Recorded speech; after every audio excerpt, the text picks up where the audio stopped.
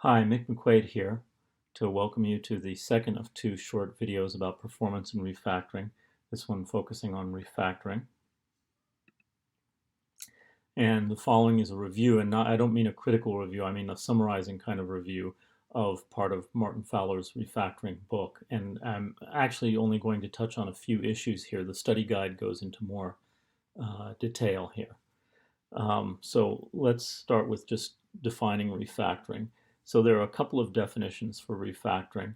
The one that I would like you to use in this class is internal changes without changing external behavior. There are some people who define refactoring as just internal changes.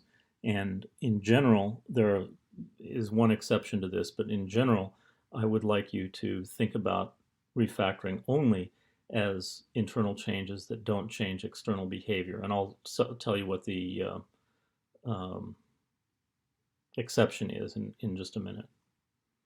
Okay, so it's improving software to make it easier to understand and cheaper to modify, but without changing the observable behavior of the software. And as I say, there is one exception to this.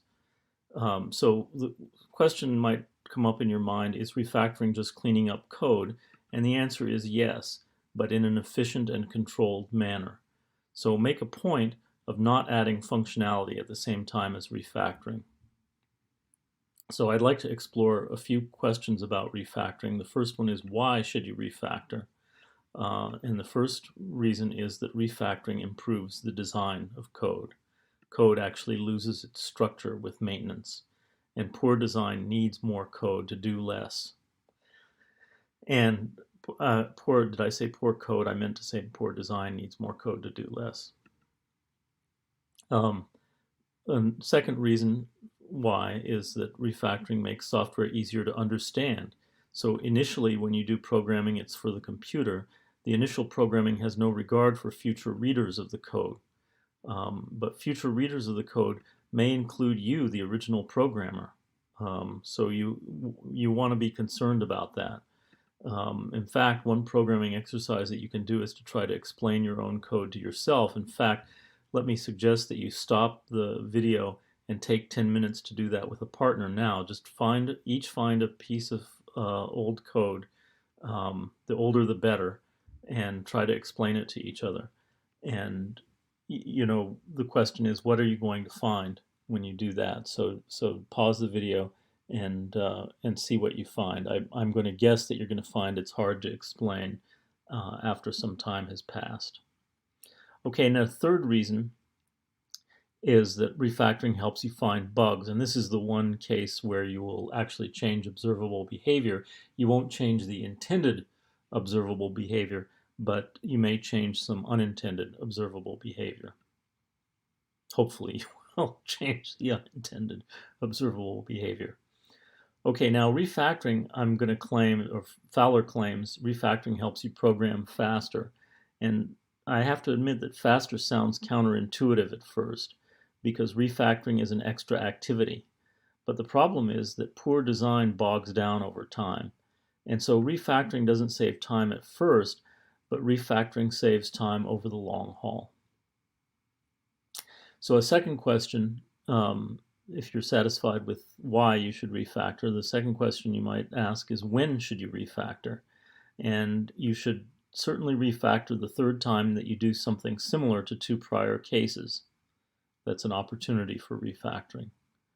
You should refactor before you add new functionality, and not at the same time as when you add new functionality, but before adding new functionality. And you should refactor when you need to fix a bug.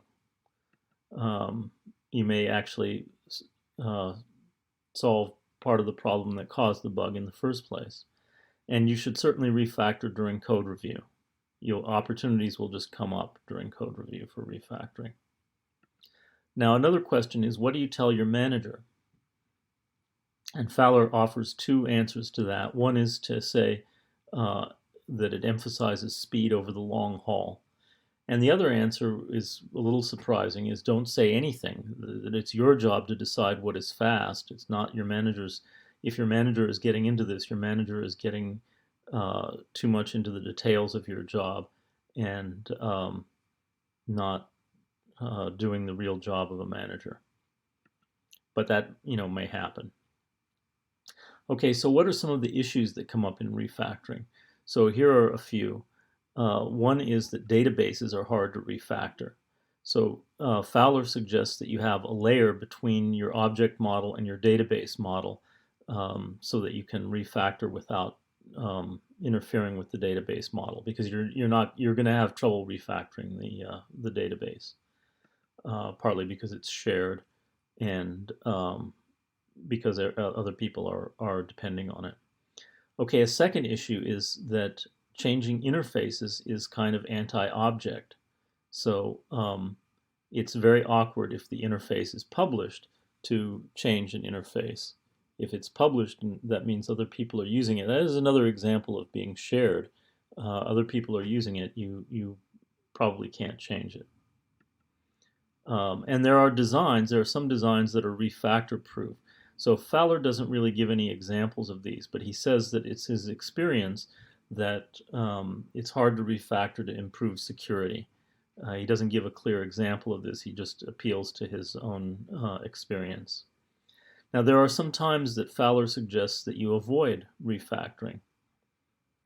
And the most obvious one is when you should rewrite from scratch.